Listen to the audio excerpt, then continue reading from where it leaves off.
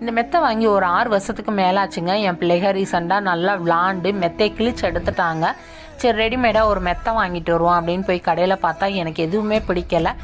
10 வருஷத்துக்கு முன்னாடி தச்சு வாங்கின மெத்தை இன்னுமே எங்கள் வீட்டில் வந்து சூப்பராக இருக்குது அப்படின்றனால தைக்கிறதுக்கு போய் கேட்டப்போ அதுவும் விலை ரொம்ப ஜாஸ்தியாக இருக்க மாதிரி தோணுச்சு.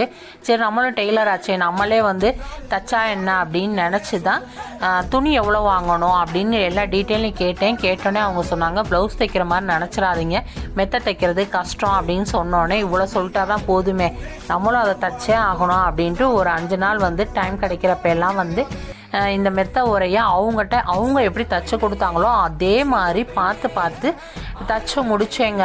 ஒரு 5 நாள் தைச்சோம் அப்படின்றப்ப கஷ்டமாக தான் இருந்துச்சு. கஷ்டமாக இருந்தாலும் நானும் வந்து ஒரு பர்ஃபெக்டாக சூப்பரான ஒரு மெத்தை தச்சிருக்கேன் அப்படின்னு சொல்லி காலர் தூக்கி விடுற அளவுக்கு தச்சிருக்கேன். இந்த மெத்தை சூப்பராக இருக்கா அப்படின்னு கமெண்ட் பண்ணுங்கள்.